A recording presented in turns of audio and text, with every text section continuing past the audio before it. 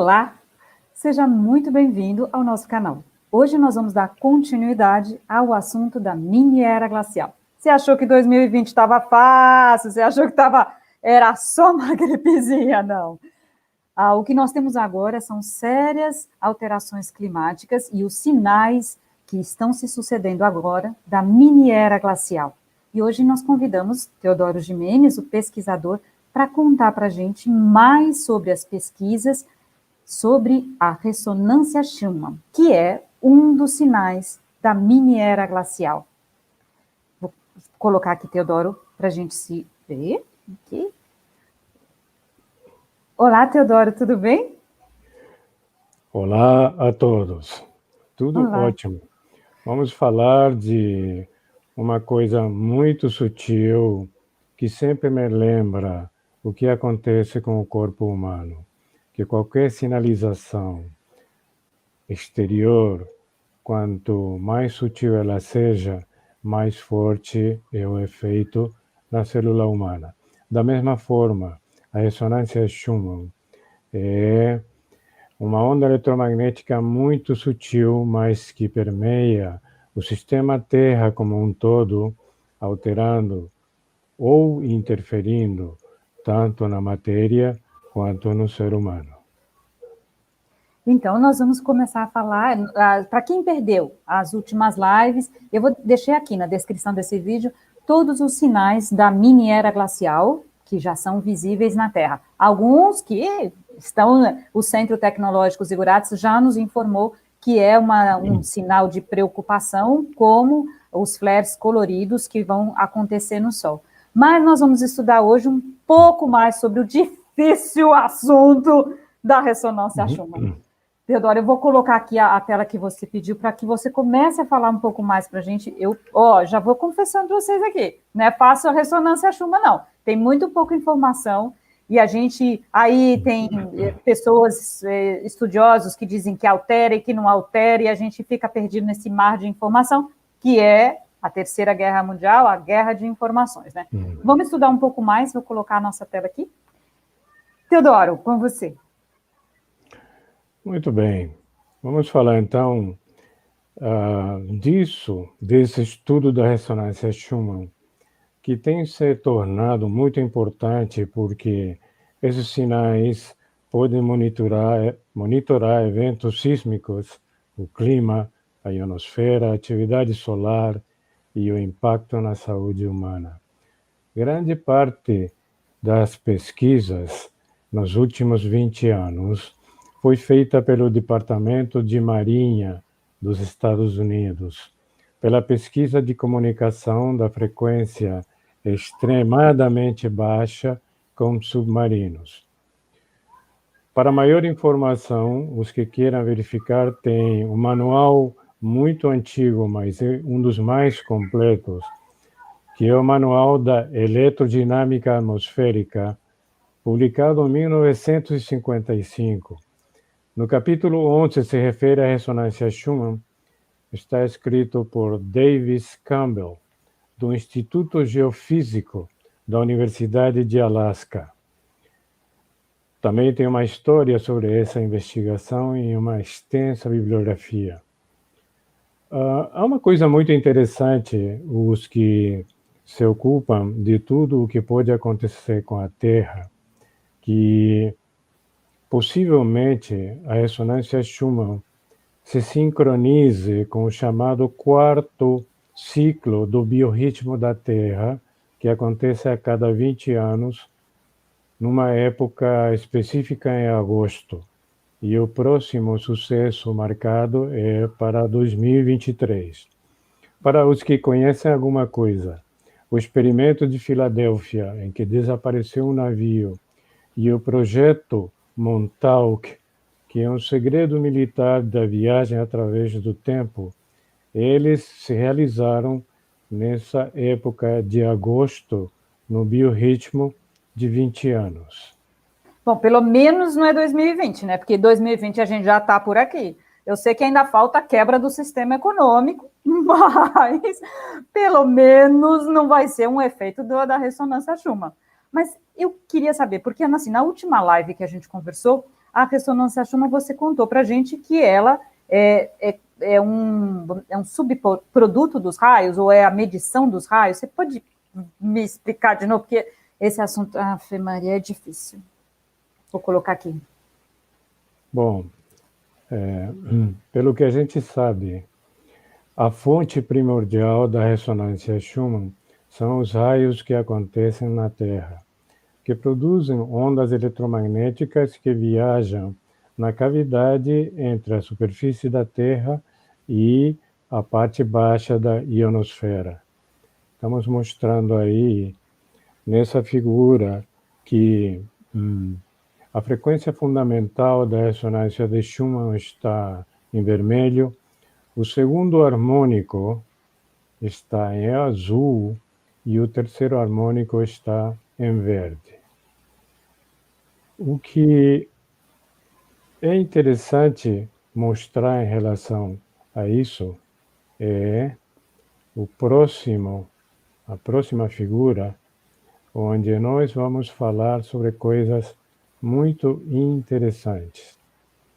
E é precisamente a questão da frequência da ressonância de Schumann que está mostrada aí, sendo a frequência fundamental em 7,83 e os harmônicos a seguir em 14, 20, 26, 32, chegando até 50 Hz, onde vemos um pico. Esse pico de 50 Hz que estamos vendo se deve à própria eletricidade que nós usamos, no caso 50 Hz no Brasil. Mas queria me referir a que, primeiro, por que nós temos esses harmônicos? É porque quando foi descoberto, na realidade, a ressonância Schumann segue um padrão aritmético muito específico, que tem a ver com a raiz quadrada dos harmônicos. Como essa raiz quadrada dos harmônicos sempre dá um valor de 1,41, multiplicado por 2 seria o segundo harmônico, por 3 o terceiro harmônico. Isso aplicado à forma da ressonância, que seria a velocidade da luz dividido pela circunferência da Terra, nos dá sempre harmônicos em torno de 6 Hz. Por isso, de 7,8 pulamos para 14, pulamos para 20, para 26 e assim por diante. Mas o que é importante e o que tem acontecido nos dias 2, 3, 4, 5 e 6 de novembro, perdão, de setembro, até hoje, é que essa ressonância de Schumann tem atuado de uma forma anômala, com muitas alterações, tanto do ponto de vista de frequência, quanto do que nos interessa nesse momento, que é a intensidade. E a intensidade é uma coisa a qual quero me referir, que significa realmente um bicho, um animal muito diferente da frequência. Frequência é o que está sendo mostrado ali em vermelho, mas a intensidade são os picos em que cada uma dessas frequências, tanto da fundamental quanto dos harmônicos, atua. Peraí, calma aí. Então, vamos lá. Eu tenho essa convenção de que a velocidade da luz sobre a circunferência da Terra, que se dá no Equador, não é isso? Seja no Equador na Terra de bola, ou no Equador na Terra convexa, essa medida e os seus harmônicos é o 783, 14,1. Isso é uma medida em Hertz. Agora, tem uma medida que é a medida dessa intensidade, que é outra medida, é isso? Que é em Gauss, é isso? É isso que altera? Sim. Isso está mascarado nesse momento porque não é mostrado. Por quê? Devemos entender que a intensidade, a potência, o que seria a medida em Gauss, é uma medida muito, muito baixa. Ela é muito, muito sutil em relação à ressonância Schumann. é a chamada amplitude. Essa amplitude da ressonância magnética de Schumann é muito baixa e pode ser mascarada por interferências naturais e também humanas. Ela tem a ordem de medida de picotesla, que é 1 bilhão negativo na escala. Para os que falam espanhol, é 1.000 milhões. São 12 zeros. E logo em seguida, então, temos o picotesla. Para comparar a medida em Gauss, 1 Tesla é igual a 10.000 Gauss. E o campo magnético da Terra atual é em torno de 40 microtesla ou 0,4 Gauss. Vamos voltar. O campo magnético da Terra é 0,4 Gauss. E a intensidade da ressonância de Schumann é 1 picotesla, ou seja, é muito, muito, muito menor que a intensidade do campo magnético da Terra. Mas ser sutil não quer dizer que não faça algum efeito na gente. Nós vamos falar sobre isto. Ela é sutil, mas a combinação da intensidade com a frequência chamada ELF, em inglês, extremamente baixa, é que causa uma combinação em que interfere tanto na matéria como no ser humano, por ser uma frequência extremamente baixa. E as frequências extremamente baixas são as que, se deslocando magneticamente em torno da Terra, é que chegam tanto na matéria quanto no ser humano. É por isso que eu falei, a sutileza do ponto de vista da frequência extremamente baixa é que penetra em tudo que existe no sistema Terra. Então é por isso que eles falam que a ressonância Schumann ela pode interferir na nossa forma de pensar e no nosso DNA, é isso? Porque é tudo muito sutil. Sim. Na realidade, nós ficamos na última live de falar na interferência no DNA e também na pirâmide. Mas em vista do que aconteceu nessa semana, nós vamos... 2020 é uma surpresa atrás da outra. O que aconteceu nessa semana com a ressonância Schumann? Nós vamos mostrar isso. Em vista do que aconteceu, então, estamos fazendo uma revisão do que significa a ressonância Schumann, porque quando você fala dela, e vocês vão assistir a outras lives por aí, elas não explicam essa diferença, primeiro, em frequência e intensidade. São duas coisas muito diferentes. E segundo, o que é muito, o que seria informação esotérica em relação à ressonância de Schumann, justamente porque existe essa frequência fundamental em 7.83, que é muito similar à frequência de ondas do nosso cérebro na frequência alfa. É por isso que todos os esotéricos costumam chamar, a ressonância Schumann se altera nosso pensamento. Na realidade, tanto a frequência Schumann, no seu modo fundamental, quanto a onda alfa no nosso cérebro, as duas ficam se alterando constantemente. Quando eles se encontram, eventualmente, sim, poderá haver uma ressonância que poderia interferir na humanidade, no ser humano, e nós vamos falar sobre isso. Por enquanto, é bom entender que esse pico de 7.83 varia para baixo ou para cima em 0.3 Hz, que, segundo informações que nós temos, é a frequência em que atua o pensamento.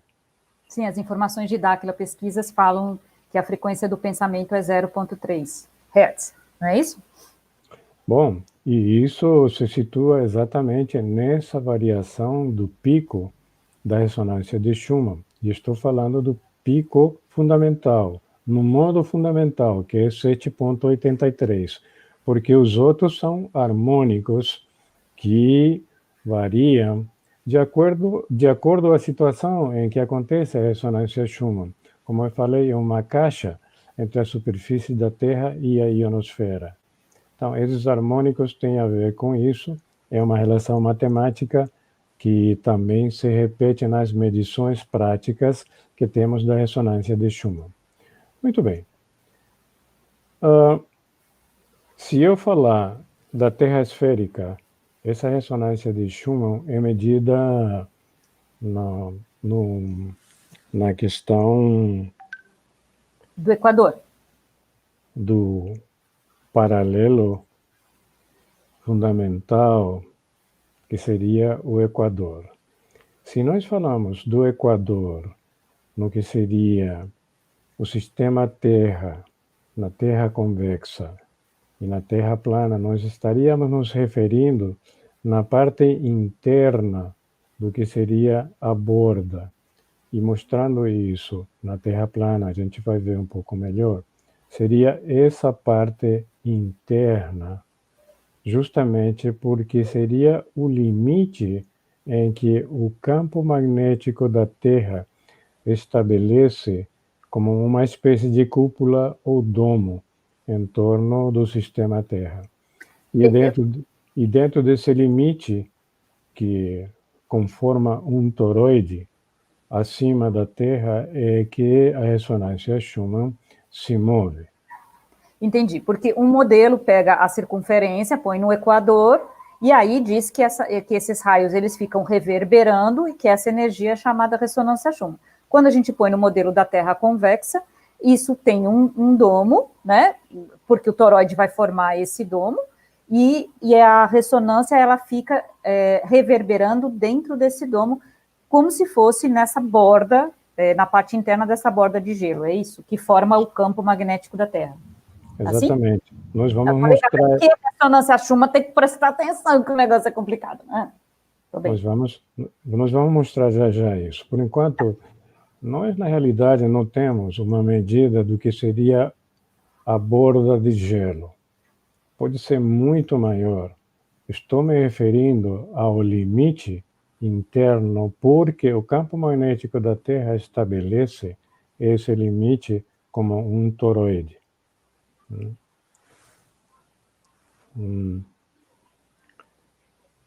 O que eu sei das informações de daquela pesquisa, pelas estimativas deles, dessa associação, o homem não conhece nem 40% de todo o planeta. Então, essa borda pode ter milhares, muito mais do que os 40 mil quilômetros do que eles dizem. E aí seria uma outra medida, né, da ressonância Schumann, um outro número, que dividiria por um diâmetro muito maior, é isso? Exatamente. Eu estou vendo agora que eu enviei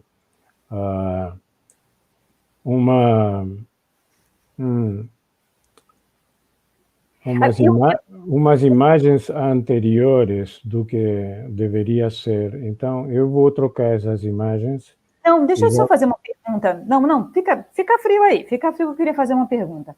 Porque, de acordo com as informações do Centro Tecnológico Zigurates, o terremoto do dia 6 de setembro, de ontem, né, em Fortaleza, já me levantou aquele elefante, porque a gente estudou isso na última live, falando da alteração do polo magnético para Fortaleza, onde inclina as linhas magnéticas e vem, aí por isso o terremoto em Fortaleza, porque vai levantar numa região próxima aí, sei lá, eu acho que Dáquila se referia a 80, 100 quilômetros na costa, em direção a Fortaleza. E aí ontem, a gente se liga, já está no WhatsApp, terremoto. Quer dizer, a Terra está se movimentando mesmo, e essa alteração desse toroide, eu acho que eu vi um toroide aí logo depois, se você passar mais 2 slides ali, eu me lembro de ter visto o toroide. Sim, como eu falei, o que eu estou mostrando, na realidade,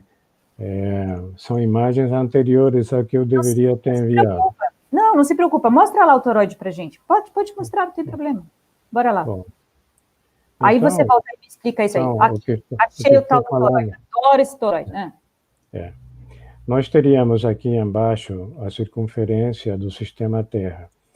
Essa espécie de cúpula que a gente está vendo, na realidade, são as linhas magnéticas que estão formando essa cúpula. O que é interessante é que as linhas magnéticas nunca se encontram. Isso é muito interessante do ponto de vista do campo magnético.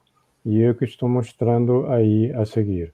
Então, nós temos o que seria o limite da superfície do sistema Terra e o campo magnético saindo pelo sul, entrando pelo norte. Isto é um toroide.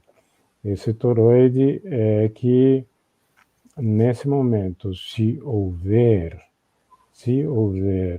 pelo que a gente sabe, sim, uma transferência do ponto do polo magnético, é que, eventualmente, esse toroide poderia se inclinar. Então, do que estou falando? Estou falando que o campo magnético da Terra, que estou mostrando aqui, se transferiria lá do norte, perto do polo geográfico, para perto de Fortaleza. Isto é incrível porque a ciência atual não está falando disso. A ciência atual está falando de uma modificação magnética do polo, ou seja, o norte se tornar sul e o sul norte.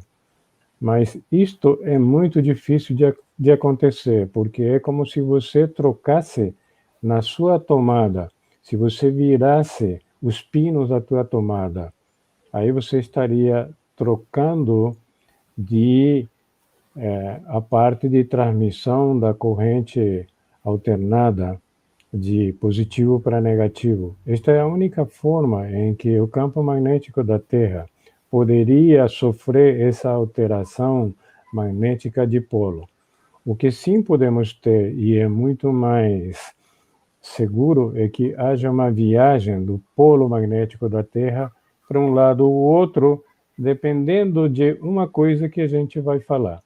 Ora, se houver de fato esse caminho do Polo Norte para perto de Fortaleza, estamos falando de uma distância de mais de 10.000 quilômetros. Como tudo está se acelerando, e se eu, aleatoriamente, de modo próprio, provar ou experimentar ou dizer que isto poderia acontecer num prazo de 3 anos, coisa que não sabemos, pode ser mais, pode ser até menos, mas se forem 3 anos, estou falando que essa movimentação seria da ordem de quase 3.500 quilômetros por ano, ou seja, 10 quilômetros por dia, mais ou menos. Isso criaria um caos incrível. E aqui estou mostrando esse deslocamento do norte magnético perto do polo geográfico para a cidade de Fortaleza, seria em torno de 3.475 quilômetros por ano. Isso criaria um caos, e é um dos caos que a gente poderia esperar em todo o sistema Terra. Muito bem. Não, isso aí não é 2020, não, né? Pelo amor de Deus, que já chega de 2020. Não. Mais para frente um pouco. 2020, não. Esse caos poderia criar, por exemplo, hoje em dia nós temos nos aeroportos, quando o avião está aterrissando ou quando ele está decolando, a torre de controle sempre diz: utilize a pista número tal. Sendo que esses números, que aqui está sendo mostrado em 30, todas as pistas dos aeroportos no mundo variam de 0,1 a 36, porque seria de 1 grau a 360 graus. Neste caso, estou mostrando o número 30 e tem um L de Lair embaixo. Significa a pista 30 da esquerda, porque neste aeroporto tem em paralelo duas pistas. A outra seria a 30R, 30 right, em inglês. A convenção no mundo inteiro se utilize as siglas em inglês. Então, imagine você ter que pintar esses números quase que diariamente para os aviões poderem aterrissar. Isto é impossível. A menos que a própria torre de controle, sabendo do padrão em que estaria se alterando o deslocamento magnético tenha um conversor e diga para cada avião que tiver que aterrissar ou decolar qual pista teria que utilizar. Bom, o que estou dizendo é que haveria, e provavelmente vai haver, um caos naqueles aeroportos mais utilizados e em qualquer aeroporto. Então, os voos teriam que, durante um certo tempo, se limitar a voos de visual. Eu que sou piloto, a gente tem o voo visual ou voo por instrumentos. E também a navegação marítima seria praticamente impossível, porque hoje utilizamos a declinação magnética para poder nos orientar no meio do oceano para onde nós estamos indo. Então, nós teríamos somente voos visuais e navegação costeira. Então, deixa eu ver. Aqui eu fiz um experimento com as linhas magnéticas aqui para ver se dá para entender. Eu tenho as linhas magnéticas aqui, que está o meu experimento. Isso vai mudar, porque elas não se encontram, e elas vão alterar, e aí elas vão ficar aqui mais para Fortaleza. E inclina, né? Inclina na Terra. Dá para ver meu experimento? E aí passa o polo para Fortaleza. Isso significa que a gente, assim, tanto para a aeronáutica quanto para a marinha, você só pode, ou vai pela costa, ou vai pelo visual, porque magneticamente o negócio embaralhou tudo, é isso? Exatamente. Além de tudo que nós estamos vivendo, além da Terceira Guerra Mundial, quer dizer, eu estou achando que Dáquila tem razão, porque eles estão, o governo do caos está aproveitando esse momento dessa mudança, dessa alteração do ciclo da Terra, para pôr o caos em todo mundo, porque a gente já não vai mais viajar mesmo, então... Beleza, vamos lá. E tudo isso tem a ver com a ressonância de Schumann. É isso que eu estou entendendo. E esse terremoto de Fortaleza, será que teve interferência nas linhas magnéticas? Não dá para saber ainda. Não. É muito importante entender que a ressonância de Schumann, ela encavala com todas as ondas sísmicas. É por isso que a própria ressonância Schumann é utilizada para medir o que seria um sismo ou terremoto em qualquer parte da Terra. Sim, poderia alterar. Então, essas pequenas alterações acontecem nos picos do modo fundamental e nos picos dos harmônicos da ressonância Schumann.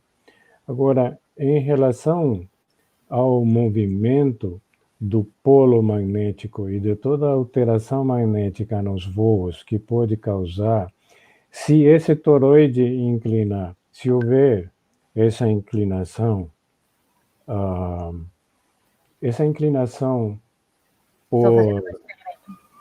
por menor que seja, poderia encavalar com a própria ressonância Schumann, que está girando em torno do equador do sistema Terra. O que estou dizendo? Espera, calma, Teodoro, calma, porque é difícil isso. Deixa eu só fazer uma pergunta. Você está me dizendo que essa alteração que a gente viu, dessas linhas magnéticas vindo para Fortaleza, esses terremotos que já são sinais disso,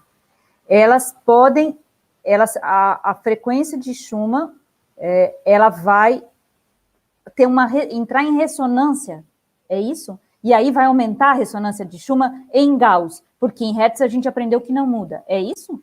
Então, uma das formas em que aumente a intensidade. Lembra que falamos, frequência é uma coisa, intensidade é outra. Como é que nós aumentamos a intensidade de uma onda? Quando tem uma outra onda, igual no mar. Sim, mas se essa onda começar no mesmo local e estiver na mesma fase, ou seja, ao mesmo tempo, é muito difícil. Isso nós podemos fazer em laboratório. Agora, no sistema Terra como um todo, para a gente imaginar isso, realmente é difícil. Uma das alternativas é que as ondas magnéticas da própria Terra, que conformam o toroide, nesse deslocamento para o lado de Fortaleza, eventualmente poderiam se inclinar, porque nesse momento consideramos que a onda eletromagnética da Terra é mais ou menos perpendicular à ressonância de Schumann. A onda eletromagnética da Terra na vertical e a ressonância de Schumann na horizontal. Uhum. Se esse toroide da onda eletromagnética da Terra, no deslocamento, tiver uma inclinação, e essa inclinação, então, eu posso, conhecendo matemática básica, posso considerar qualquer ângulo de inclinação pelo cosseno dela e eu vou adicionar ao vetor da ressonância de Schumann. Então, essa inclinação é que poderia, como o campo magnético da Terra é contínuo, ou digamos, é mais ou menos contínuo, sempre em algum momento vou encontrar a ressonância de Schumann, poderia encavalar a ressonância de Schumann, e aí então eu aumentar a intensidade da ressonância de Schumann. O que estou dizendo? Estou dizendo que este deslocamento do polo magnético nessa distância até Fortaleza poderia, eventualmente, em algum momento, encavalar com a ressonância de Schumann, e assim nós teríamos, então, um aumento em Gauss da intensidade da ressonância de Schumann. É isso. Entendi. A coisa pode ficar pior, então, é isso. Bom... Eita. Qual a consequência de aumentar em Gauss a ressonância de Schumann? Sim. Eu entendi que não é normal, porque você precisa de um evento cósmico. Mas que evento cósmico poderia ser aquele que faz o polo magnético sair do lugar? Bom, nós para isso primeiro teríamos que entender como é que conformado a linha magnética da Terra, o campo magnético da Terra. Mas antes disso, eu queria complementar. Uma das formas é o que eu acabei de falar. A linha magnética da Terra, em algum momento do campo magnético, encavalar com a ressonância de Schumann e aumentar a intensidade. Outra das coisas que não vou falar hoje é o que fazem com o HARP. Eles conseguem aumentar a intensidade de Schumann, eventualmente através da aplicação de frequências na ionosfera. Essa é outra das formas. Estou lembrada do negócio de esquentar a ionosfera, servir de espelho, e aí o que bate na ionosfera reflete no fundo da Terra e causa o terremoto, como foi no caso do Haiti. E teve outros terremotos causados pelo HARP também. Estou ligada no governo do caos. Estou ligada nisso aí. Mas, assim, me explica, como que agora a Terra... por que é agora e qual é esse impacto que faz mudar esse campo magnético? Porque eu me lembro de uma frase que saiu, né, desde 2012, está em todas as... que tem na internet, falando que daquela pesquisa trouxe a público, acho que foi um dos primeiros falando, sérias alterações na magnetosfera. Então, isso tem a ver com esse momento da alteração das linhas magnéticas, do campo magnético, para acontecer essa alteração na ressonância de Schumann? Bom, eu vou falar um pouco agora da magnetosfera relacionada com os cinturões de Van Allen, para a gente entender lá no final como é que esse campo magnético da Terra pode mudar do ponto de vista da Terra convexa, da Terra plana. Porque se eu falar da Terra esférica, a ciência diz que esse campo magnético é gerado no interior da Terra, pelo núcleo girando dentro do magma. Significa que a Terra estaria girando, e esse giro de rotação produziria isso. Mas no final, tem uma coisa que sempre me chamou a atenção. Eles falam que é a força de Coriolis, que na realidade vai causar isso, mas a força de Coriolis não está realmente... Você não pode reproduzir em laboratório, ela é teórica. Então, me chama muito a atenção. Para mim, é muito mais fácil explicar na Terra convexa, na Terra plana, exatamente o campo magnético. Nós vamos já entrar nisso. Mas antes eu queria, respondendo à sua pergunta, porque é muito importante, falar do campo magnético da Terra em relação à magnetosfera. e a magnetosfera combinada com os cinturões de Van Allen. Esse cinturão de Van Allen são como dois toroides em torno da Terra que se concentram e que carregam grandes quantidades de partículas de alta energia, que se originam, na sua maior parte, no que eles chamam de vento solar, que fica capturado no campo magnético da Terra. Essa superfície toroidal do cinturão de Van Allen tem um cinturão interno e outro externo. Um é cinturão de prótons e o outro é cinturão de elétrons. Eles se mexem ou se movem em espiral entre os polos magnéticos do planeta. Bom, o cinturão interno está mais ou menos desde 500 quilômetros até 5.000 quilômetros. Depois há um gap, há um espaço de 10.000 quilômetros, onde o próximo cinturão do exterior se estende desde 15.000 até uns 50, 60.000 quilômetros. E esse cinturão externo afeta todos os satélites, eles chamam geoestacionários, aqueles que ficam em pontos fixos sobre a Terra e que ficam mais ou menos a uns 30, 40.000 quilômetros de altura. Mas o que importa é que a região interior do cinturão de Van Allen, que combina ou que a anomalia magnética do Atlântico Sul, que todo mundo já conhece, está principalmente o olho sobre o Brasil, se deslocando para a África, essa anomalia magnética significa um mergulho do campo magnético da Terra sobre, neste caso, a América do Sul e, neste caso, sobre o Brasil.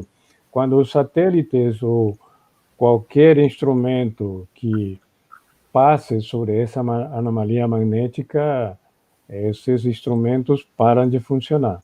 E o próprio Hubble, que seria o telescópio que está no espaço, é desligado quando passa sobre a anomalia magnética do Atlântico Sul. Muito bem. Eu não estou entendendo nada do que isso tem a ver com a ressonância de chumbo e o campo magnético, eu me perdi. Sim, é que eu vou mostrar o que faz com que se altere o campo magnético da Terra. Tá, depois eu tenho umas perguntas aqui também, tá bom. E para isso, estou dizendo que essa anomalia magnética captura o que é o plasma. E esse plasma na Terra convexa é que exerce uma pressão sobre as capas da Terra, criando um atrito nos cristais da Terra que criaria, então, o campo magnético, na realidade, primeiro o campo elétrico e o campo magnético na Terra convexa. Estamos falando... Estou respondendo uma pergunta exatamente sobre isso aqui. Então, quer dizer que o campo magnético é formado pelo plasma? O campo magnético é formado pela pressão do plasma sobre a superfície da Terra. Então, não tem nada a ver com o miolo da Terra, do ferro, do níquel, dessa coisa toda? Não, vamos falar de muita coisa que não tem sentido. Mas, primeiro, eu quero terminar a questão do plasma. Estou ligado. Se nós tivermos... o plasma é um gás ionizado, não é isso? Ou seja, é um gás... ionizado. Tá, o plasma está do lado de fora, está por tudo. Mas o plasma também pode entrar e exercer uma pressão sobre a superfície da Terra. Se tiver 1% de partículas ionizadas, já se constitui um plasma e responderia pelos campos magnéticos e, ao mesmo tempo, tem uma alta condutividade elétrica. Eu vou mostrar. Então... Deixa eu ver. Se eu tiver a Terra convexa aqui, eu tenho a Terra. Aí eu tenho um plasma em cima da Terra. E isso causa, como eu tenho uma pressão, eu vou formar um campo elétrico. Estou mostrando isso aí nesse slide. Eu estou perdida. Calma. Pronto, achei. Estamos lá. Estou vendo a mãozinha. Santa. Estou ligada. Então, suponha que a superfície da Terra é composta de materiais que a gente conhece, principalmente quartzo, turmalina e os sais de Rochelle, que são materiais que têm cristais tetraédricos que ilustram, para nosso caso, o princípio de pressão como fonte de eletricidade, ou seja, é um princípio piezoelétrico. Se eu apertasse e colocar uma pressão, como está sendo mostrado nessa mão, e eu tiver os cristais que ficam no meio dessas placas positiva e negativa embaixo, se eu colocar pressão sobre esses cristais, eu vou produzir, então, piezoeletricidade, vou produzir eletricidade. O que estou dizendo? O plasma apertando a superfície da Terra, o plasma como positivo aqui nessa placa de cima, e a placa de baixo sendo o negativo e a própria Terra, havendo pressão entre essas duas placas sobre esses cristais do material da Terra, Tipo argila? estou falando de cristais tetraédricos, que nós já falamos há muito tempo em relação a uma argila especial. Esses cristais tetraédricos, ao serem comprimidos, cada um desses tetraedros produz, desculpe eu falar, mas tenho que falar, um mini dipolo elétrico-eletromagnético. A combinação desses dipolos é que formaria o dipolo total do positivo e negativo no sistema Terra como um todo. Ou seja, estou falando, a Terra se comportaria como um conversor de energia elétrica eletromagnética. Conversor, peraí, calma.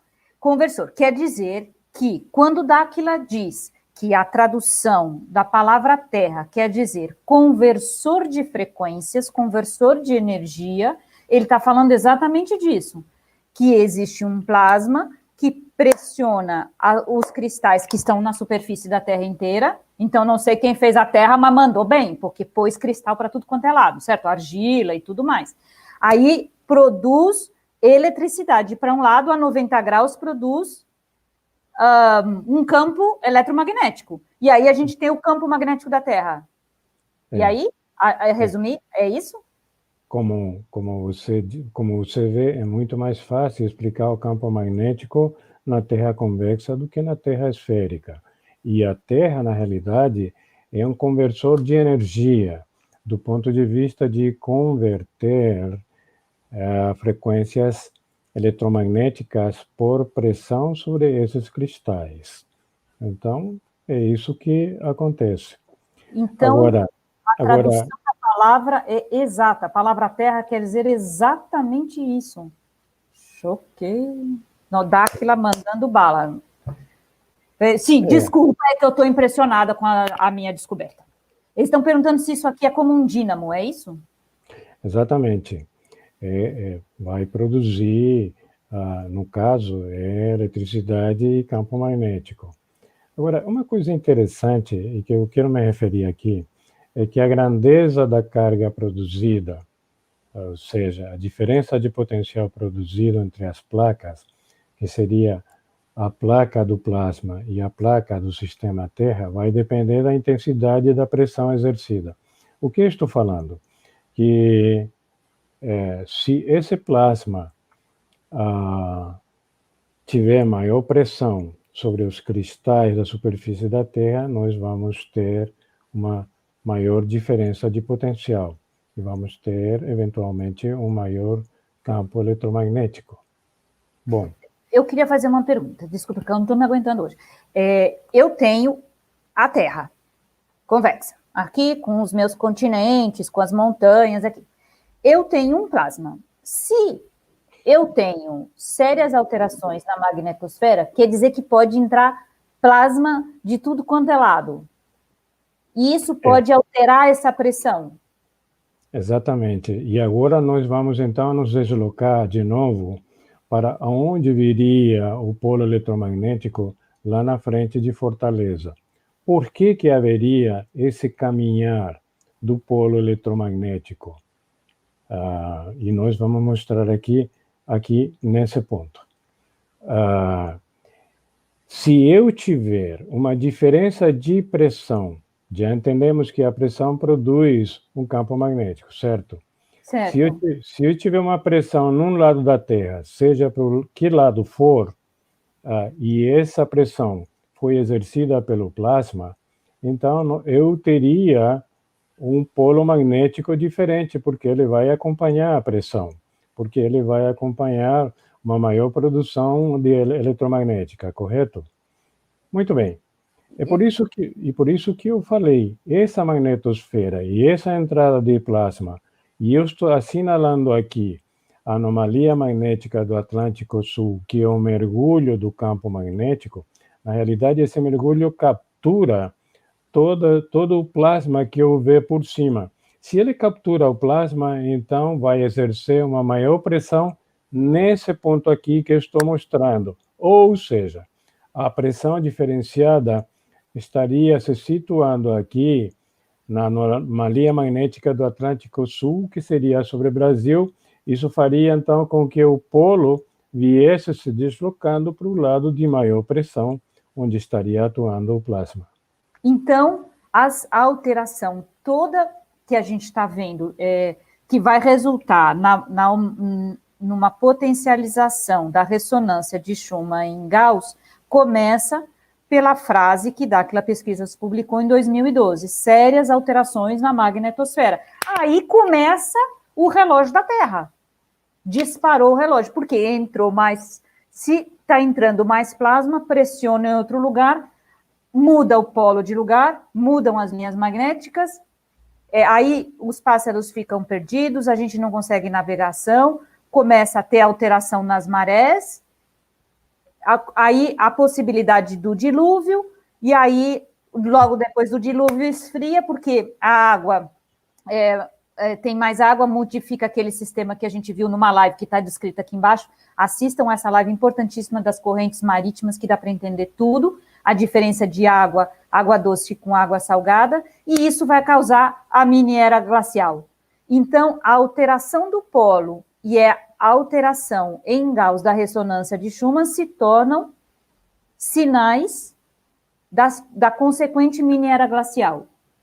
Exato. O ponto é, nessa concatenação de eventos que você mencionou, o principal para nós nesse momento é que a alteração da ressonância de Schumann na intensidade é que será um dos sinais da mini era glacial, sendo que o outro sinal principal seria uma chamarada solar colorida, que acredito que todo mundo poderia ver.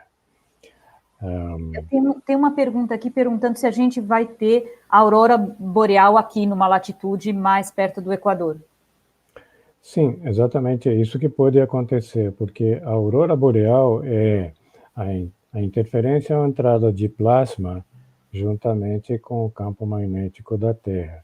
Então, se nós tivermos uma diferença do polo magnético vier para latitudes, no caso, mais para perto do Equador, vamos ter auroras para mais perto do Equador, sem dúvida nenhuma.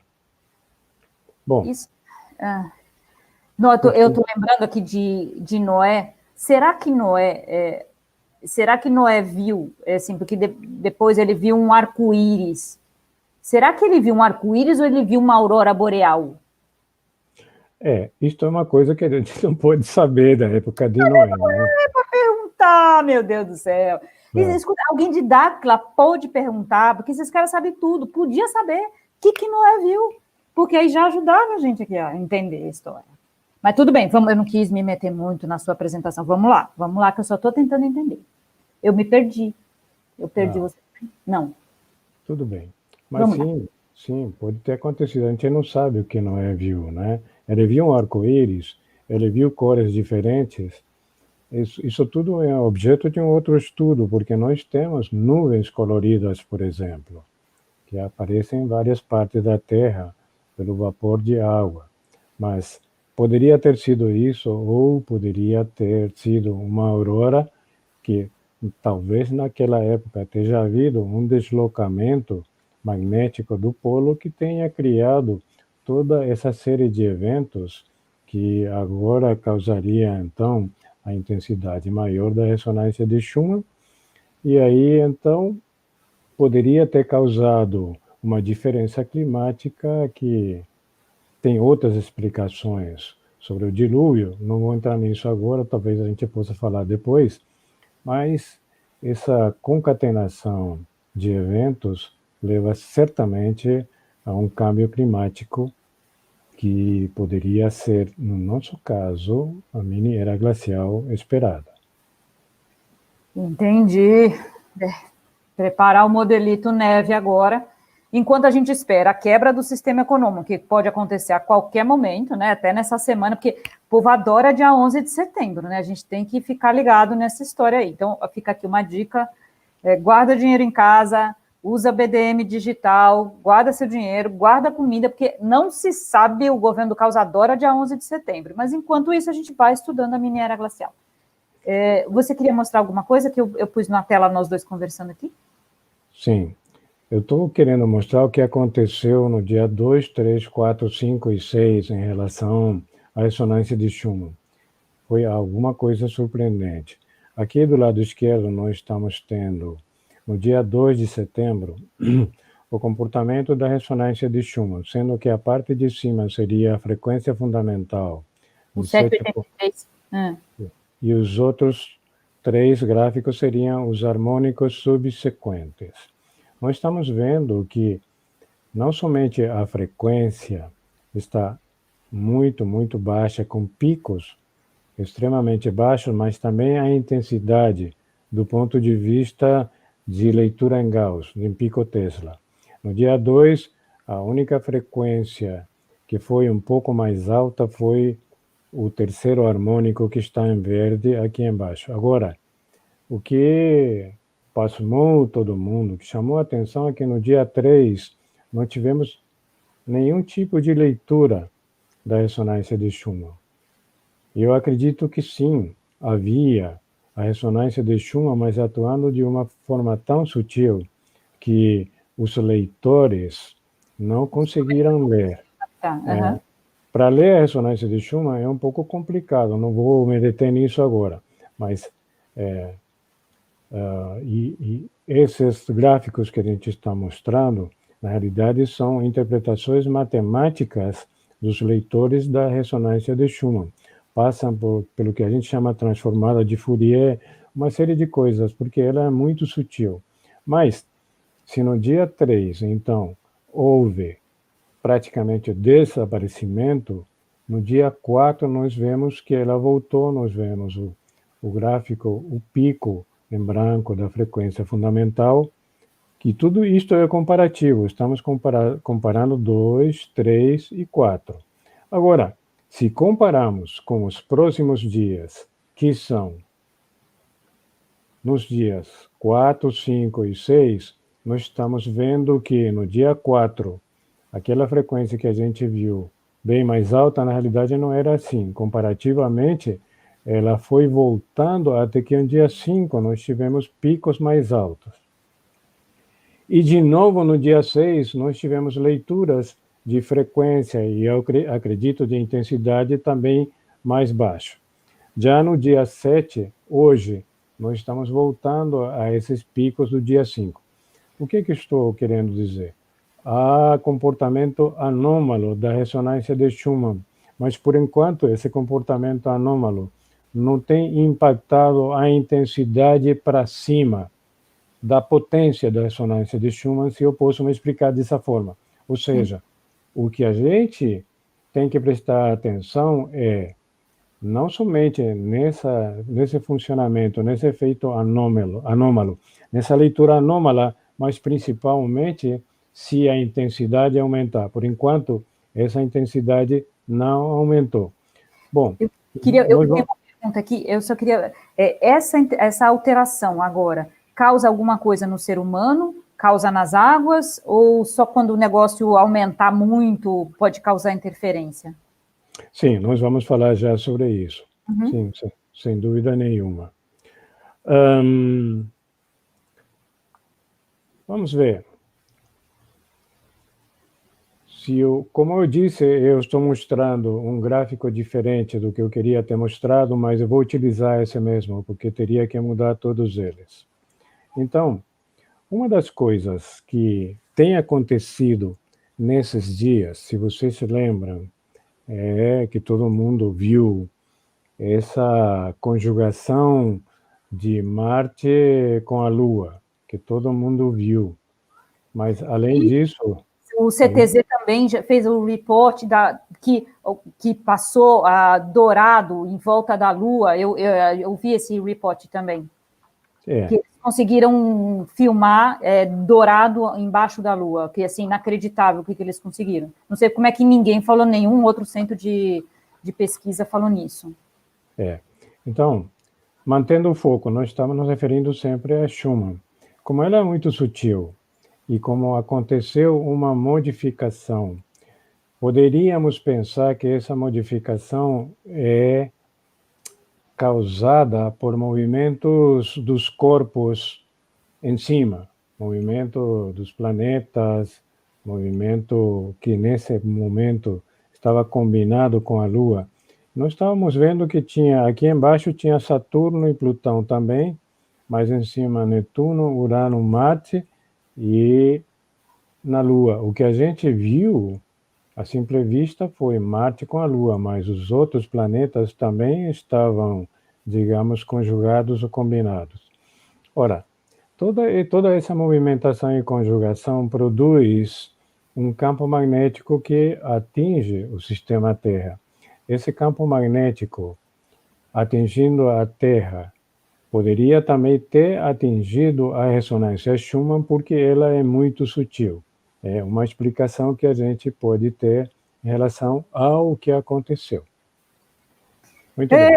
2020, hein? Agora até Marte na frente da Lua, ou sei lá que objeto que passou na frente da Lua. Delícia de 2020. Vamos embora. O negócio não acaba nunca, não, hein? Não. 2020 então, tá pesado. Bora lá. Então, o que estou mostrando aqui é a aurora boreal ou austral, tanto faz, e que é possível que a gente comece a ver em latitudes mais perto do Equador essas auroras. Quando eu falo do Equador, não significa no Equador, mas, digamos, as auroras nós estamos vendo lá para latitude 80, alguma coisa assim. Estou falando de uma latitude de 45 graus, mais ou menos. Isso vai significar o quê? Conforme eu falei, uma entrada de plasma causando mais pressão sobre o sistema Terra. Muito bem. Eu vou mostrar outras coisas aqui. Eu entendi uma coisa, é por isso que Dáquila fala para a gente, né? Estudem o céu. Porque a gente já está vendo aqueles meteoros que não são meteoros caindo da janela de casa. Eu vi da janela da minha casa. Eu vi os Starlink, vindo outro objeto na outra, assim, cortando. Aí você tem, põe no Twitter um monte de meteoro caindo na Austrália, caindo no Rio de Janeiro, em tudo quanto é lugar. Quer dizer, está tudo acontecendo no céu. E agora, a aurora boreal nós vamos ver também. Quem está no Nordeste vai ver, provável. 2020. Eu acredito que isso pode acontecer. Mas repara que tudo isso depende do campo magnético da Terra e do campo magnético da ressonância de Schumann. Isto que é interessante. Eu preparei figuras e slides que não tem nessa apresentação para me referir à mudança das águas e à interferência no corpo humano. Então, eu vou falar a respeito. Os mares, o oceano, que representam a maior parte da Terra, funciona como um material dielétrico, ou seja, ele é resistente à eletricidade, ele seria resistente à pressão eletromagnética. Então, se houver uma maior pressão, isso explicaria a movimentação das águas. É isso que estou querendo me referir. Então, me perdi. Quer dizer que se tem, vamos voltar, tem sérias alterações magnéticas, entra mais plasma. Esse plasma altera o campo magnético. Altera o campo magnético, altera a ressonância de Schumann em Gauss e vai alterar as águas, é isso? vai alterar as águas porque vai exercer pressão sobre a água, porque a água é um dielétrica, ou seja, a água se opõe a qualquer entrada de pressão eletromagnética. Ela se opondo, então eu estou pressionando em cima, vou causar uma movimentação sobre a superfície da água, que vai entrar até certa profundidade. Então, vai haver movimentação das águas por causa disso. Então, estou falando que a água é um meio dielétrico que se opõe a qualquer pressão. Se eu apertar em cima ou colocar pressão, eu vou movimentar ela. É isso. Sei. Em resumo, se você estiver na praia, se a água chegar na canela, você cai fora e não volta nem para pegar a bolsa, porque você não sabe o que vai acontecer com a água, é isso? Seria o caso. Agora, da Terceira Guerra Mundial, o negócio vai ferver. Então, além de controlarem a gente, eles estão aproveitando esses eventos climáticos que é para arrebentar de uma vez. Não tá fácil. Olha, não tá para amador a nossa vida, não. Sim. Muito bem. Isso é em relação às águas. Agora, em relação à humanidade. Temos muita coisa, eu não tenho esse slide agora. Já falei, estou me desculpando de novo. Fica sossegado, a gente está entre amigos, pode falar. Tá. Então, tem uma coisa muito interessante. Nós, quando falamos ressonância de Schumann, para mim, é uma coisa que eu gosto muito, porque eu tenho que navegar por todas as áreas da ciência para poder explicar essa ressonância de Schumann. E agora nós vamos entrar no bioeletromagnetismo, na física quântica em relação à humanidade. E em relação a isso, nós temos que o Instituto Internacional de Biofísica, que está na Alemanha, ela mostra que o campo quântico energético do corpo, chama-se assim, CCE, determina quando estamos doentes ou sadios. Já estamos entrando no que seria a medicina energética, e não necessariamente a ação de germes ou bactérias. Muito bem. Além disso, assim como a digital das nossas mãos, a frequência elétrica das células é única devido ao DNA. Muito interessante isto. Por outro lado, olha que... A minha assinatura vibratória é única por causa do meu DNA, é isso? A minha assinatura vibratória é como se fosse uma assinatura digital? Sim, exatamente. Então, a minha vibração não é só a minha vibração da minha caixa acústica, da minha voz, ela é única, por isso que eles rastreiam a gente pelo telefone celular, porque ela é uma expressão da minha assinatura vibratória energética. Exatamente, é por isso que eles sabem quem você é, porque eles verificam a tua frequência bioeletromagnética. Acredito também, você está se referindo a Dáquila, que qualquer ser inteligente que esteja em outra dimensão saiba também quem você é por causa dessa sua assinatura de frequência eletromagnética. Não precisa te ver, mas somente a tua assinatura, como se fosse numa tela. Nessa tela está a tua assinatura bioeletromagnética, seja na forma de luz, seja na forma de... voz? De alguma forma, alguma imagem que represente um campo bioeletromagnético. Então, é devido a isso. Muito bem, continuando um pouco.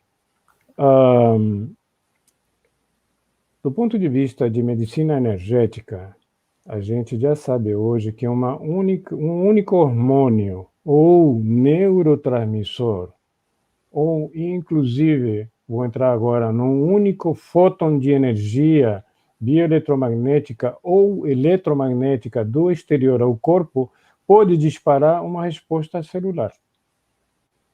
Então, o meio é muito importante em relação ao local onde a gente vive, quem vive ao nosso redor, tudo que acontece no meio externo interfere como resposta das tuas células a esse meio. Muito bem. Isso quer dizer que uma alteração na frequência, na ressonância de Schumann em Gauss altera o nosso DNA? Ou a nossa resposta? Não somente por esse motivo, mas também porque ela pode ficar ressonante com tua própria frequência mental na onda alfa. Entendi. Então, quer dizer que se eu sou pirada das ideias e vier uma alteração da magnetosfera, que altera o plasma, que altera o campo magnético, que altera o polo magnético, que altera a ressonância de Schumann e entra em ressonância, eu piro mais ainda. Porque o que eu sou potencializa. Se eu sou louca, eu fico mais louca.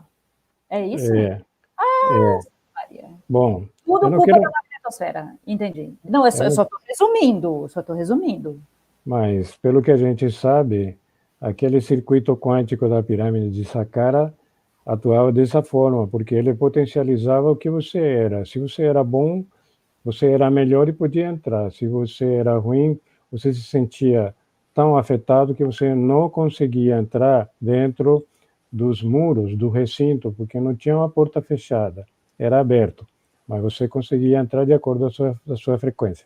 Estou fazendo Peraí, entendi, calma aí, que agora eu entendi minha salvação. Se eu for para Zigurates, onde lá eles fizeram aquele construção escalonada que parece exatamente uma plaquinha daquelas de computador que a gente vê, daqueles desenhinhos assim, daquelas plaquinhas, um circuito eletrônico, quer dizer que eu tenho solução. Porque eu posso entrar lá, pensar coisa boa, e aí potencializa, eu fico menos louca, fico de boa, sobrevivo, é isso? O que eu estou falando é exatamente isso. O que você é... Partiu Zigurates, vou ficar louca aqui presa pelo Dória? Partiu Zigurates. O que eu estou falando é que a ressonância potencializa o que você é, para bem ou para mal. Isso mas é muito se lá é o circuito eletrônico, pode potencializar a ressonância de Schumann também? Sim. Já vou me referir aos tipos de sistemas elétricos primários do corpo físico. Já vou chegar nisso. Por enquanto, eu vou... Uma hora e 7 de live já. Tá. Por enquanto, como? A gente tem 1h07 de live já. Tá. Eu acho que eu vou terminar já, porque tem coisas... Mas a gente pode fazer uma outra live para explicar isso. Sim. Mas eu já vou chegar lá. Então, só para não perder o fio.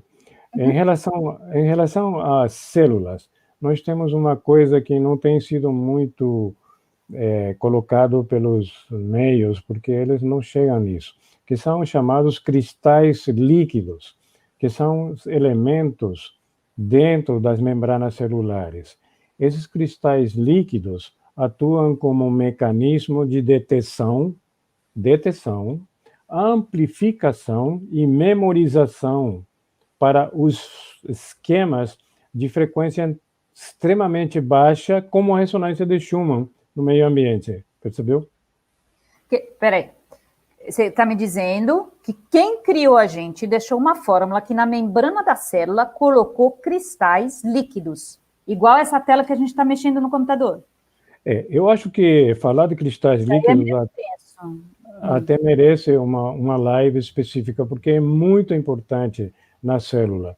Ele está dentro da célula, porque temos também líquido fora da célula. Estou me referindo a esses cristais que estão dentro da membrana celular, que são extremamente importantes. Muito bem. Continuando um pouco.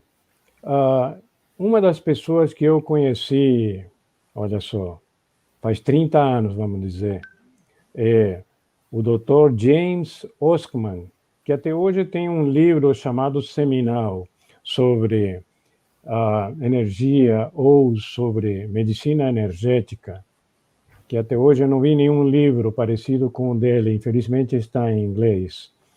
Ele acreditava, e hoje em dia estamos chegando nisso, que as frequências extremamente baixas, das quais estamos falando, como a ressonância de Schumann, elas são capazes de estimular a reparação dos tecidos. E é neste limite de frequências onde a cura pode acontecer. Estou falando do que ele está falando, e hoje em dia estamos utilizando medicina alternativa, utilizando frequências bioeletromagnéticas, assim também como frequências sonoras. Isso aí é um campo que a gente deveria explorar bastante. Mas a gente poderia falar nisso em relação àquele circuito eletrônico que é Zigurates? Porque explica a piscina de Siloé. Por quê? Porque se é extremamente baixo, eu tenho um circuito eletrônico que me permite eu só em eu me aproximar de um campo magnético diferente, eu vou me curar, é isso? Esta é a ideia. Você, por isso, por isso que eu, inclusive, sou um co-inventor de um aparelhinho que coloca plasma nos seus tecidos e esse plasma reequilibra seus tecidos e produz uma cura. Nada mais é do que aplicando uma frequência através de um aparelhinho no seu tecido. E a gente sabe que cada tecido tem uma frequência específica. Osso é um tecido, sangue é um tecido, a pele é um tecido, enfim, por aí a gente vai. Bom, eu sou testemunha que esse aparelho funciona mesmo, porque eu fiquei no negócio é impressionante. Você põe segundos e você restabelece o corpo. Não, eu sou testemunha desse aparelho aí. Certo. Isso aí é física de plasma. Muito bem. Mas, só para terminar essa parte, eu queria dizer que o corpo físico nosso tem dois sistemas elétricos primários. Tem uma corrente elétrica do sistema nervoso, do cérebro, dos hormônios e dos nervos, especificamente. E tem um outro sistema eletromagnético que vem dos átomos, das células. Percebe? É por isso que eu tenho uma combinação no corpo similar a que seria o próprio sistema Terra. Tem uma combinação eletromagnética como o campo eletromagnético da Terra e tem uma combinação da célula que seria como a ressonância de Schumann. São dois campos eletromagnéticos que interatuam o tempo inteiro no corpo humano. Okay? Entendi. Que podem potencializar um ou outro, para o bem ou para o mal. Esta é a resposta final. Muito bem. Para terminar, porque tem muita coisa que a gente pode falar, talvez para a próxima live a gente possa explicar como é formada a água, o ferro e outros elementos químicos na Terra convexa. E a resposta está no plasma. Ou seja, eu queria me referir, por exemplo, ao medo que estão dizendo que o ouro vai acabar. O ouro não vai acabar. O ouro vai estar aí sempre, porque ele vai ser produzido pelo plasma. E isto é demonstrado em laboratório através desse sistema chamado de convecção de Markland. Vou mostrar aqui. É um negócio complicado. Parece uma bobina de Tesla, sei lá. Mas que, na realidade, ele, colocando um insumo, um input de energia dentro desse tubo, ele vai produzindo, como eu vou mostrar aqui embaixo, todos os elementos químicos que a gente tem na Terra.